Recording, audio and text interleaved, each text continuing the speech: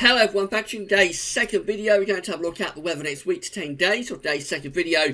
That will take us to around the 24th of June, and we'll be able to extend out beyond that with the extended GFS and ECM ensembles, which run to around a couple of weeks. We didn't have the ECM ensembles yesterday, they're back today. Generally, all of the problems that we had yesterday have been ironed out with the websites that we use for the videos. So both the GFS and the ECM have undergone an upgrade this week, and yesterday there was just a few snags sort of harvesting the new data on a lot of these websites, but everything seems to have been ironed out now. So that's what we're going to do for today's second video. January Friday has been released, actually month-end log ahead, and there are a few concerns about July now, I have to say. So have a look at January Friday, see what those two long-range ones are showing. And this evening, yes, Glastonbury updates are kicking off. So I know a lot of you are waiting for Glastonbury updates. I've been made aware that you're all on tenterhooks waiting to see what's going to happen with weather for Glastonbury. Not too much longer to wait for update number 1, 7 PM this evening. And you'll be able to see what the first update says anyway.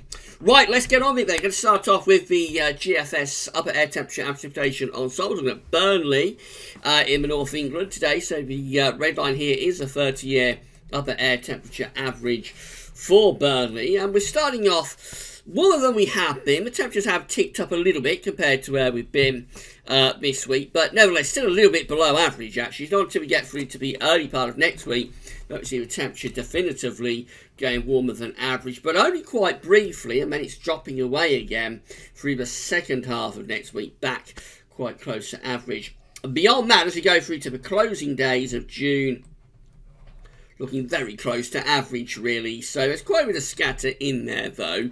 Have got some quite warm, maybe even fairly hot ensemble members appearing this final week of June. Conversely, though, we do have quite a few cooler ensemble members too. So this last week of June, it does include the Glastonbury period as well, of course, creating all sorts of problems within the model output. I don't think we've got the last week of June sorted out yet.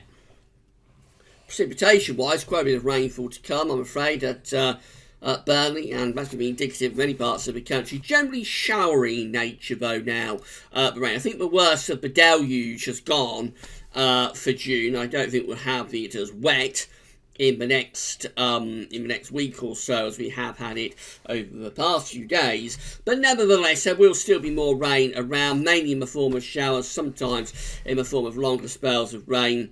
That precipitation spike just there is quite interesting. That's looking a little bit more intense, I think. It is associated with this brief warm-up just here. So this precipitation spike might be a bit thundery. There are a few hints that around the middle of next week we might get some thunderstorms. After that, it looks like we just keep it relatively showery again through to month's end. Temperature anomalies from the 14th to the 22nd of June are just a little bit below average. So, I mean, it's not as cool as it has been, but even so, nothing to get excited about temperature-wise. Still looking a little bit on the cooler and average side for the UK and for Ireland from the 14th to the 22nd of June. And precipitation anomalies, so not as wet as it has been, but still looking a little bit showery. So I think we're definitely looking at improvements next week. Next week will be better than this week, but that's not saying much because this week has been absolutely shocking. And even then, it's still going to be a little bit on the cool side, still going to be a little bit on the unsettled side as well, probably. So, not brilliant, but it will be a bit better next week, especially early and late. There might be a funky interlude midweek. So that's how the GFS is looking for Monday. So this is indicative of what we've got really next week. So we have got some high pressure to our south. So this is trying to settle us down and warm us up. That's an extension from the Azores high into sort of France and reaching up towards Germany. But we've still got low pressure out to the northwest. So low pressure is not as intense as it has been. We've also reduced the northern blocking, although there is still relatively high heights, if you see what I mean, over Greenland. There's still a little bit of high pressure up there, but greatly reduced compared to the northern blocking that we've had this week. So it's an improving situation. It's an improvement on Monday. But it's still not brilliant. This low pressure out to the northwest will still be bringing showers, particularly to the northern western parts of the country, but it is a bit warmer, and particularly for the southeast, it's also drier too. That's Tuesday, when we might more or less get a dry day. We have got a ridge there across the country. Keep an eye though on this area of low pressure down here off the coast of Portugal. As we go through into Wednesday, that low pressure starts to extend up across the country. So this is probably a more unsettled interlude through the middle part of next week. This low pressure heading up from Portugal doesn't look a particularly intense feature at the moment. It is a kind of feature, though, moving up from Portugal, that might sort of get intensified by the models over the next few days. So we need to keep an eye on it. Looks like it could be quite thundery though, because we are bringing up some pretty warm air ahead of this low pressure. You can see France looking quite hot on Wednesday next week, and we're pushing the +10 isotherm into the southeast. That will certainly get temperatures to the mid-20s Celsius, but with this low pressure heading in off the Atlantic, it could be the trigger for thunder. And then as we go into Thursday, that low pressure is moving away into the North Sea. It's a shallow low, so it's not a particularly intense area low pressure. Nothing like the lows we've had this week, but nevertheless it probably pushes some sort of front across the country. Within warmer humid air there may be thunder, and then beyond that we start to get a little bit of a ridge building up from the southwest once again, within cooler air though through the second half next week. So probably starting off relatively dry next week, ending up relatively dry next week. In the middle there might be some sort of thundery outbreak. Moving up towards day 10, well again we have a go at building some high pressure to our east, so that looks a little bit better for the weekend of the 22nd, 23rd of June. Should be a reasonable amount of dry weather on offer with that. Although by day 10, which is Monday 24th of June, that high pressure is already starting to go up towards Scandinavia, and we're beginning to move low pressure back in from off the Atlantic once again. In more extended range, so we tried to build up an area of high pressure there, a ridge, on the 25th of June. That's having a go at building an extensive ridge into the country. But again, it doesn't really come off. We finish up with low pressure heading in from off the Atlantic in a more definitively unsettled situation by Sunday the 30th of June. That's a long way off though. It's over 2 weeks away. We'll be focusing on this end of June period, of course, in our first Glasto update this evening. That's how the GEM is looking, the Canadian model. So again, rather showery as we go into the early part of next week. Actually, I think better abandon that because that's from yesterday.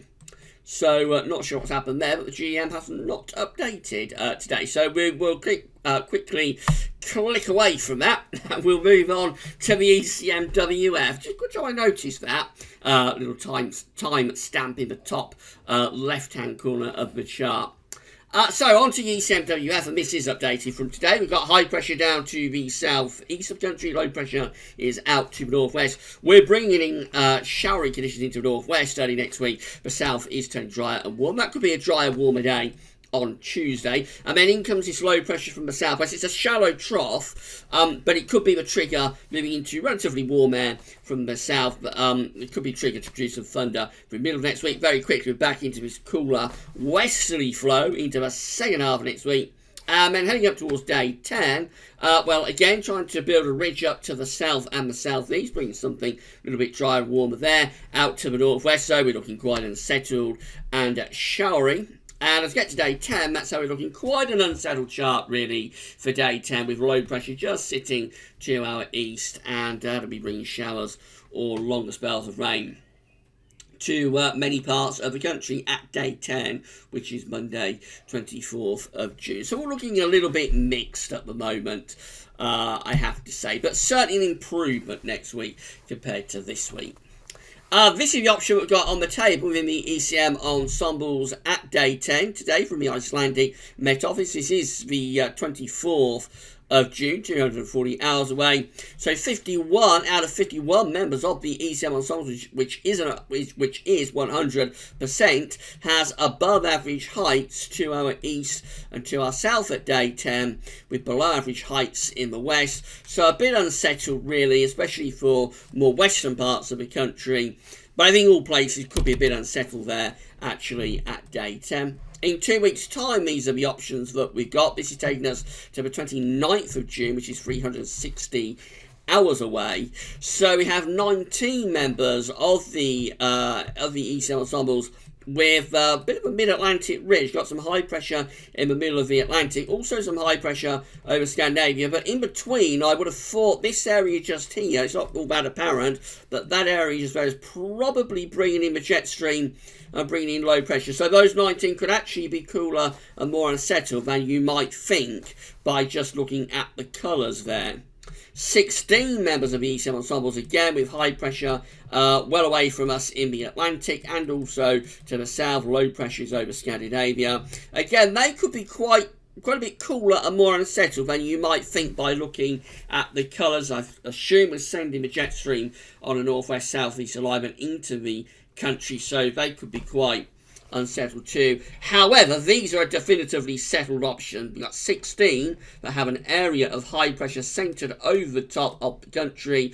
They'd be pushing the jet stream away to the north, and so obviously they are our most settled and high pressure dominated options, those 16 just there. But actually, when we put together the 19 that we have here with the 16 just here, the ECM ensembles are probably favouring something a little bit cooler and a little bit more unsettled for the end of June, with these 16 having high pressure over top of the UK being a slightly more minority option really for the final days of the month.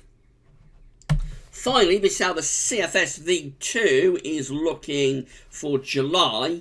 So we've done JMA Friday, which takes us into the early part of July. It looks a little bit unsettled as we go to early July. But this is the 700 millibar height anomaly today for July 2019 from the CFS V2. It is worrying. It's got a strong blocking signal. It's showing northern blocking returning to Greenland and Iceland. Low pressure below average heights in the Atlantic. Otherwise, there's no particular area of low pressure evident. But I think with such a strong northern blocking signal as we see there over Greenland and Iceland, you would expect low pressure to be underneath it, particularly at this time of the year.